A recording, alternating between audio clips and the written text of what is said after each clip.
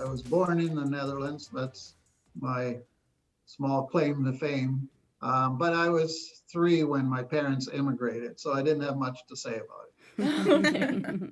And then you were in Canada ever since. I've lived in Canada ever since. Okay. And yeah, Is it the Toronto area or did you move around? right. So Southern Ontario. Okay. My parents immigrated to Southern Ontario and not far from Toronto, and eventually settled down just on the north shore of Lake Erie. I suppose it would be right across from Cleveland for you folks. Oh, yeah. And I've moved once in my adult life to from one farm to another farm, and they're about an hour driving apart. So it's Okay. still in Southern Ontario. We live now fairly close to London, so that's west of Toronto. So did you grow up with horses or was it later when you bought the horse that that was your first experience? Well, my dad was a dairy farmer, and a lot. We had my mom, my mother, father had a large family. So it was a typical farm. Everybody helps out on the farm. But I always, I was, I'm told that I used to bug my dad for a pony, and he would have none of it because he said it just costs money. It doesn't bring in any money, and besides that, they're hard on the fences. And so anyway, but sure enough, when I was a young teenager, then a pony did arrive on the farm, and that was my really my first experience with a horse. And I thought it would be all fun, but it happened to be a very, very stubborn Shetland pony, and and it didn't turn out to be much fun at all. So eventually, I moved up to a Welsh pony, and I had a couple Welsh ponies.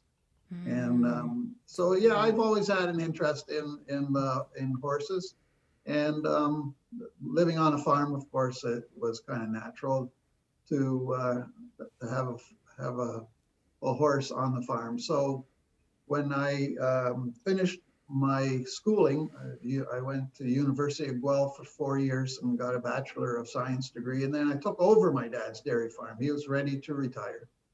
And sure enough, we had some horses on the farm then too. I really didn't have much time to pay attention to them, but we had a few horses that we would ride on the weekends, and we raised a few foals, which again didn't get any attention. So you can imagine what they were like when they were 3 years old. And, and I really didn't have the ability to, and the patience and the time to train them. So they were eventually sold. And then after about 20 years of being a dairy farmer, I switched to horticulture. And during those first 10 years of being involved in the greenhouse vegetable industry, I really didn't have time to even think about horses. I was just having put all my energy into starting up in a new industry, and that went very well. But there was a point in time where I was in the Netherlands, and I visited a equipment manufacturer, and I was looking for particular specialized equipment for the greenhouse, my greenhouse. And the gentleman who owned the manufacturing firm, I was sitting in his office discussing our business, and at a certain point, he said, "What do you think of the Friesian horse?" And I looked at him and I said, "Friesian horse? I've never heard of a Friesian horse." And it's no word of a lie. Being a Dutchman, I should have known, but I really didn't. And Friesians at that time. So we're talking about almost 20 years ago. And there were some Friesians in Ontario, but I wasn't aware of it at the time. But anyway, the gentleman, he invited me to come to his home, which was, of course, fun. And he lived in a village, and he had a small barn behind his house and a small pasture area behind that. And he had 3 very nice Friesian geldings in the barn that he used to harness up and drive through town. Oh, he said. wow. And he showed me pictures, of course. And but anyway, I fell in love with those horses because they.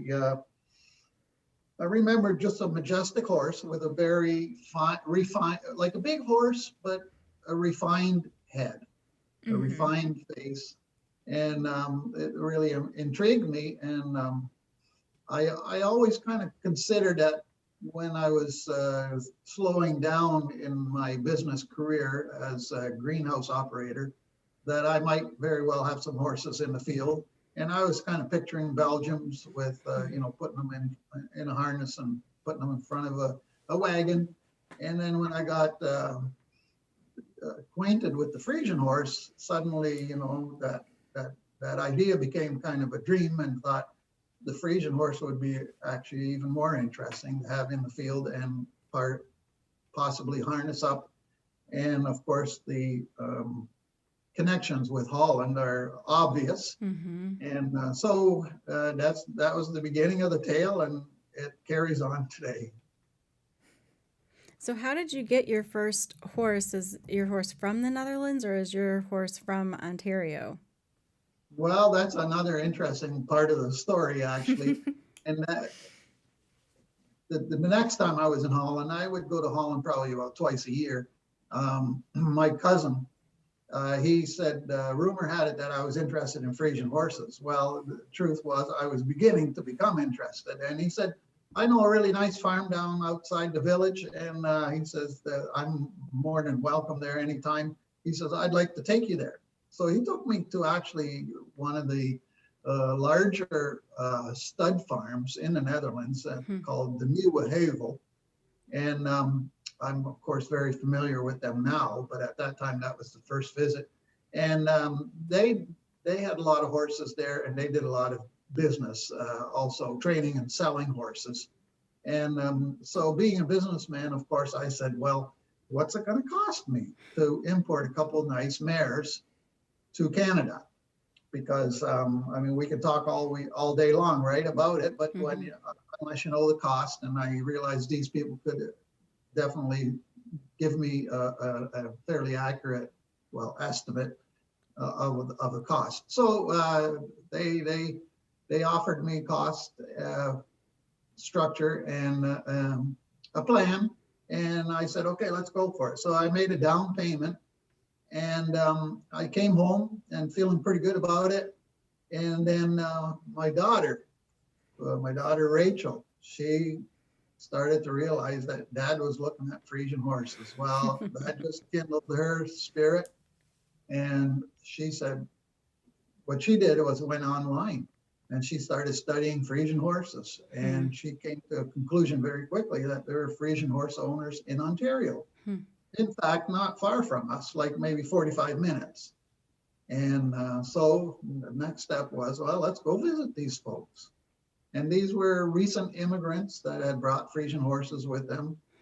And the first couple of questions that Ted asked me was, about these two horses that I had purchased in the Netherlands, but had not received yet in Canada, because the plan was that those horses, they would be bred and trained before they would be delivered to me in Canada. So there was about a 6-month period from the time we drew up the plan to the time I would receive the horses.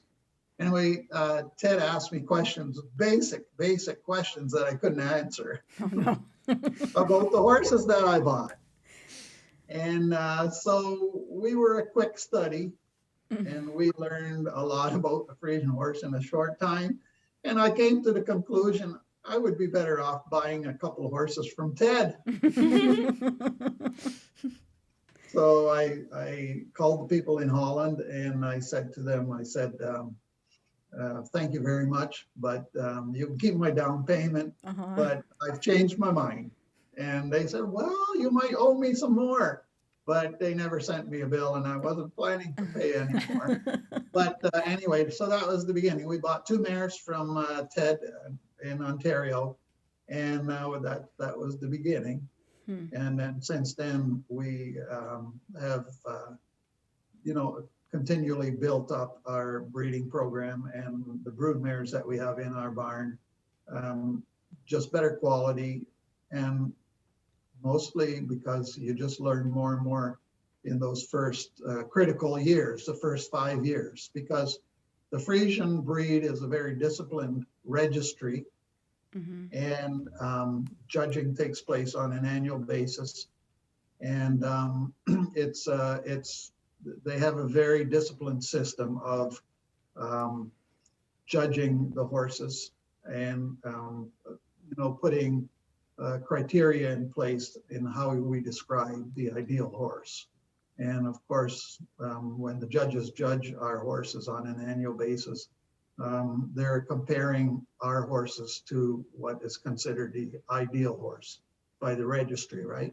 And I had quite a bit of experience with that when I was a dairy farmer, because I had registered Friesian Holstein cows, and there it was common also to have a person come in and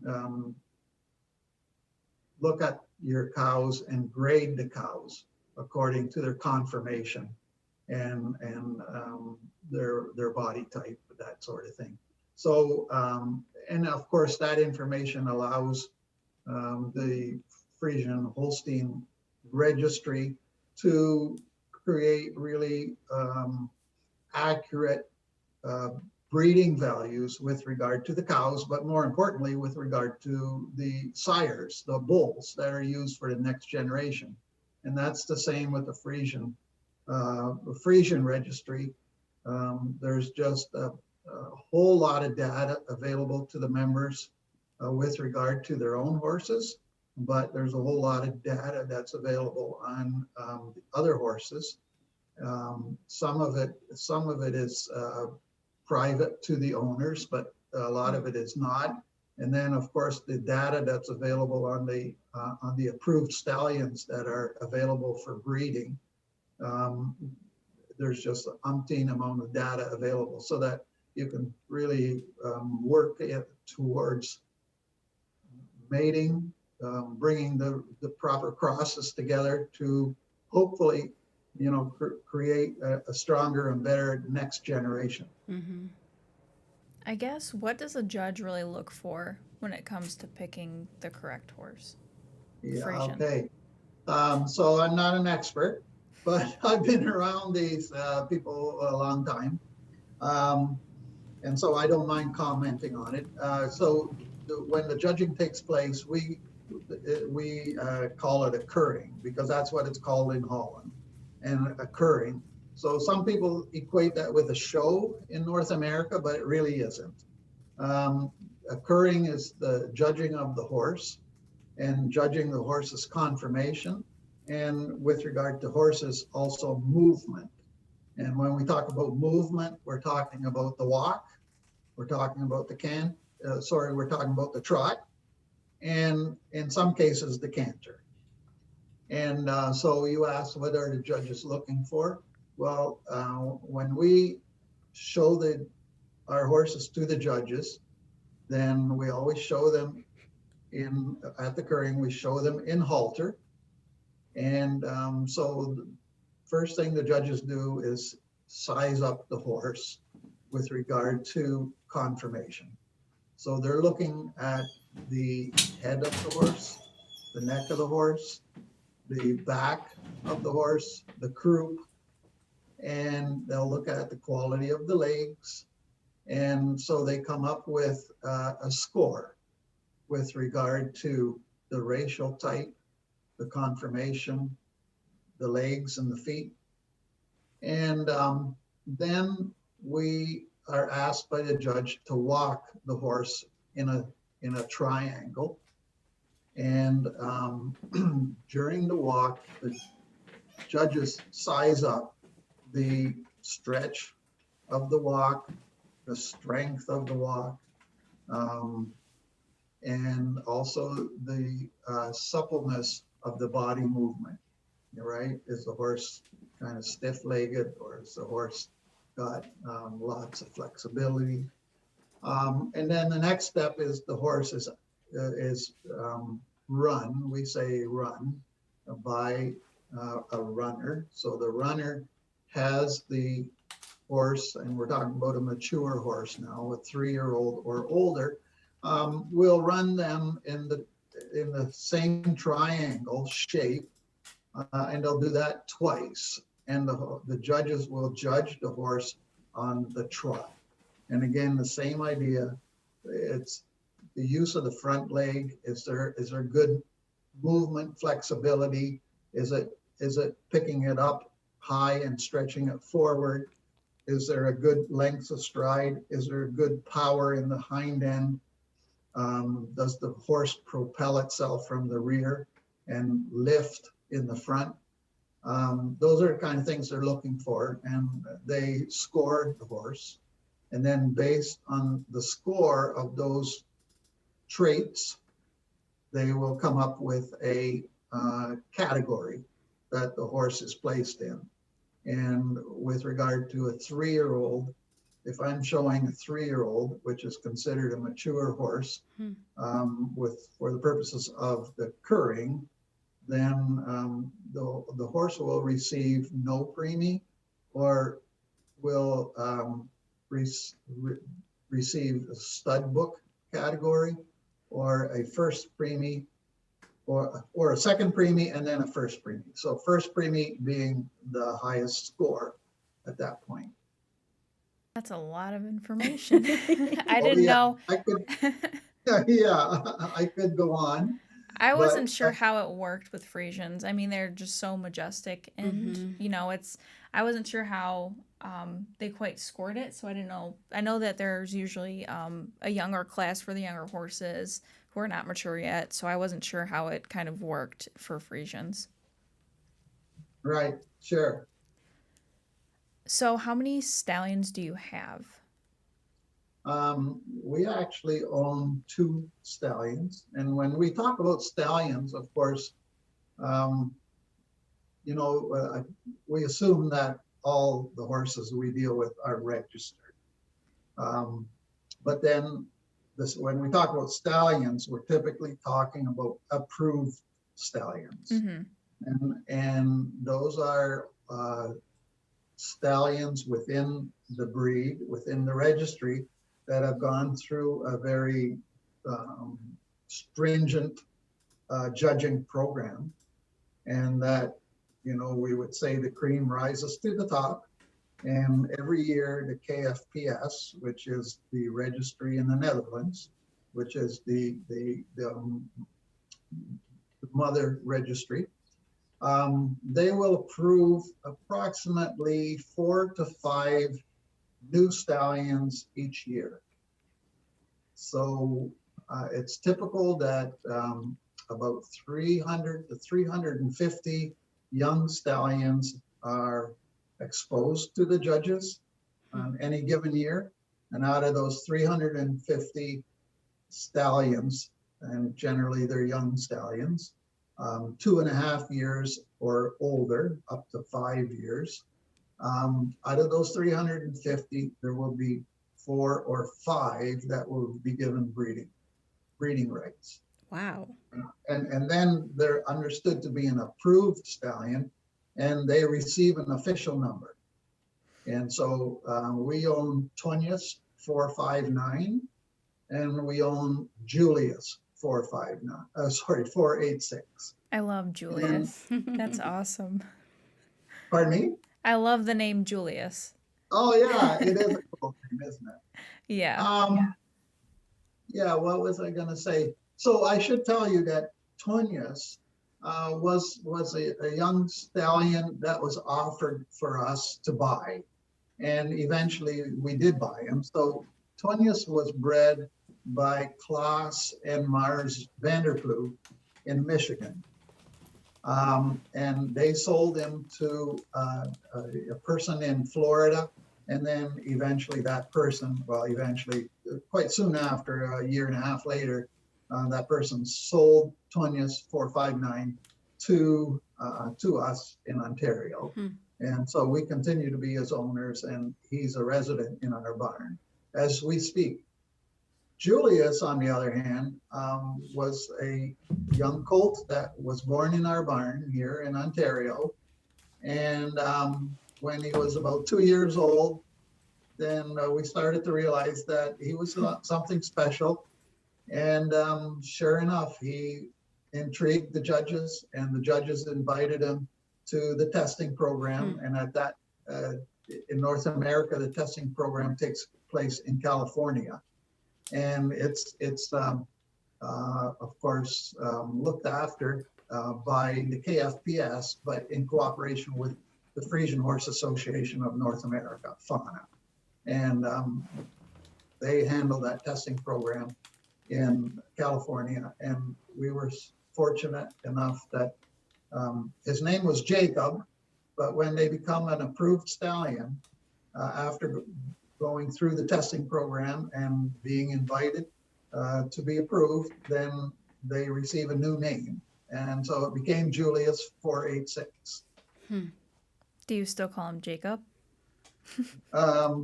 No, we don't. We call him Julius because we like Julius. Yeah. Julius is a really cool name. Thank you. So you have 2 of the 4 or 5 that are allowed to breed? No, there are no. So we own Tonius 459 and Julius 486. Julius, he's about 9 years old, and Tonius 459, he's 13 years old. Okay. But in the United States, there are approximately 20 approved stallions. Okay. I think the Friesian Horse Association of North America started the testing program in California about 10 years ago. And during those 10 years, probably about 5 stallions have been approved in North America. So when I say there's about 20 stallions in North America, then the other 15 would have been imported by their owners from the Netherlands, where they purchased the stallion in the Netherlands. In the Netherlands, there's about 55 approved stallions that are standing at stud. And of course, some are popular and some are older and some are not so popular, right? And then there's a smattering of approved stallions in England, Germany, Norway, South Africa, France, but Holland is of course the hub. And you were president of the board, is that correct?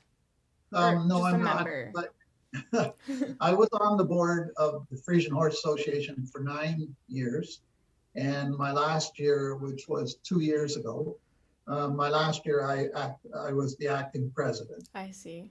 Yeah, but I had served 3 terms, and we have a bylaw that says we can do 3 terms and then we have to retire. It still makes us eligible to stand again for the board, but you are forced to drop off for at least 1 year, which I think is a good rule. I would agree with that. What exactly were your duties while you were on the board? Well, the Friesian Horse Association of North America has an office in Lexington, Kentucky, at the horse barn. And the acronym is FANA. FANA has staff. So Jason Tice is the executive director, and he has an assistant, administrative assistant at the office. So there's a total staff of 2 people. So they do a lot of the behind the scenes work. As a board member, we would meet once a month, I believe 10 or 11 times a year. And then between meetings, there would be various committee meetings. We would meet already, before the days of COVID and Zoom. We would always meet over the phone because we would the FANA represents all of Canada and all of the United States. And there are 7 board members. And those board members, come from various areas in the United States and Canada. And so it's virtually impossible to meet in person from a cost-wise perspective. And so we were used to having our meetings over the phone, but now, of course, it's done by Zoom, which is better. And the board, we would get together definitely once a year, and we would have FANA has a annual meeting every year. It organizes an annual meeting, which is a 2-day event. And with regard to the duties, it was just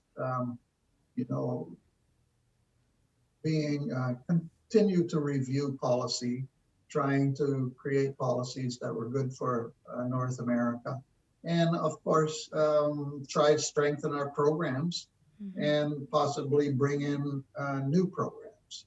So while I was on the board, we initiated the idea of a mayor show. So we kind of copied what we see in the Netherlands, as you can imagine. But in North America, every year, up until recently when it was disrupted by COVID, but there would be approximately 15 to 20 currings taking place in the different states and some of the different provinces in Canada. And after the currings were finished, then we created a mayor show in the East, and then eventually also a mayor show in the West, where we were invited to bring the highest quality mayors, especially the mayors that had just recently been judged that season, to bring them all in one place and, basically have a runoff. And so it's pretty exciting. And the top mayor would be, recognized in the East, and the top mayor would be recognized in the West.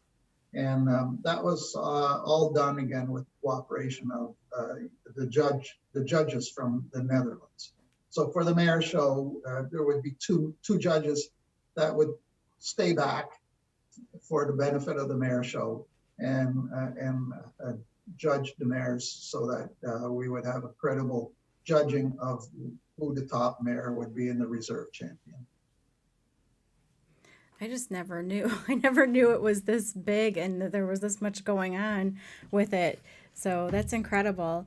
If somebody was looking to buy Friesians, what's the first thing that they should do or that they should know, or what do you think people should know if they want to purchase a horse of this caliber? Yeah, I mean, this is incredible. Yeah, okay, thanks for the question. Of course, like I've mentioned FANA several times, the Friesian Horse Association of North America, and it has a very good website. And it's it's a dynamic website. It keeps being updated and so on. And there's just a host of information with regard to all questions, questions that someone might have. And also they cover the idea of buying your first Friesian horse. Okay. So that would be the first thing. I think it's wonderful to be able to find somebody that's been involved with the Friesians for a number of years, similar to my experience with Ted, right? And then, there's just so much that you can pick up before you buy that first horse, just by talking to supposedly, let's call it a mentor, that's familiar with the Friesian breed. And that certainly will help a lot. But there's the website and wherever that takes you, right? Because the KFPS, which is the mother organization in the Netherlands, their website is also in English, if you wish it to be in English. Okay. So there again. And then, of course, FANA and the KFPS, they have their own Facebook page, right? Mm-hmm. And that's always quite active also. The two barns that had just strictly Friesians that I've been to, the horses are so well cared for and taken care of. I mean, it's just a different feeling when you go to those barns as opposed to just your average barns to me. I mean, they've always seemed like horses that they're very serious and studious when you see them too. They're very like, I think they require that attention. It's not like just they require attention. Yeah. Well, yeah, we haven't really talked about it, but Friesians, it can be safely said that they are known for their temperament. And that doesn't mean that there's a few hot horses between them, but as a breed, their temperament is quite unique. And I know that many, the other breeds also, there are horses that are great friends of their owners, right? Mm-hmm. But Friesian horses, especially, and I'm biased, of course, but like if you can quite easily equate them to a friendly dog. Mm-hmm. Many of the horses are like the Friesian horses are like that. They seek your attention, and Mm-hmm. they're actually quite intelligent, and that comes through also when training the horses. So that's pretty unique about the Friesian horse. And I've had some other breeds in my barn, only because they were guests for one reason or another. And I'll stick to the Friesians. That's funny. All right, well, we're going to take a short break, and when we come back, we'll enter our next segment, Canter Banter. Do you love horses and live the equestrian lifestyle? Be sure to check out our brand new blog at www.yourhorsefarm.com. We publish 3 posts per week and feature a free printable equine checklist every month. Yourhorsefarm.com is a great equine online resource, so be sure to share with all the horse lovers in your life. And remember, laugh much and ride often. Our next segment, Canter Banter, is brought to you by Ram Horse Fencing and Stalls, the one-stop shop for your horse farm. Ram is family-owned and operated and has been in business for over 30 years. We welcome you to call in and speak with an expert about your next project today at 866-653-8984. Again, that's 866-653-8984. So this happened about 10 years ago, but some fellow Friesian friends in Michigan were preparing to take their mares with their babies to the curring, because we also are encouraged to bring foals, the foals that were born this year, to the curring. And typically our currings in North America are in late August or early September. And so anyway, these friends, they were loading their mares, and they had about 4 or 5 of them in a fairly large trailer. And of course, the baby gets put alongside the mom in a slant trailer, right? Mm-hmm. And so they got them loaded up, and they drove to the venue, to the site where the curring was taking place. And it was about a 30-minute drive. And they come to the curring, and they open the trailer, and there's a foal missing. So there are windows, right? There's windows in front of the horse, in front of the mares. And sometimes the trailers have bars in front of the windows, but these were open windows. Oh, no. And there was a foal missing. And so they were pretty aghast and were pretty upset. And so they sent someone back to go and scour the countryside where they had put the trailer.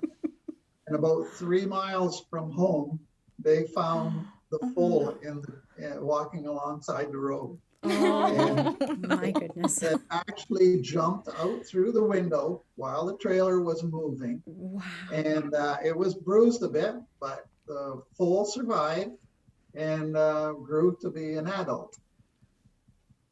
That is That's my crazy. story. Oh my gosh.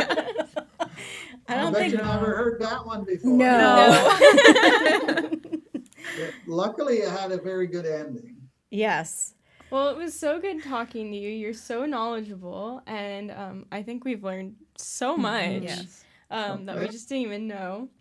So thank you so much for taking time out of your day to talk with us. Okay, well, thanks for the invitation, and I enjoyed it too. We hope you enjoyed listening to our podcast and encourage you to share with all your equestrian family and friends. You can tune into the Late Night Riders podcast show every Friday night. Each episode will be uploaded exclusively on YouTube, where you can subscribe to our channel to stay up to date with all of our latest shows. Do you have a topic you'd like us to discuss? We want to hear from you. You may email us at podcast@ramfence.com or feel free to leave a comment below. Thank you again for listening.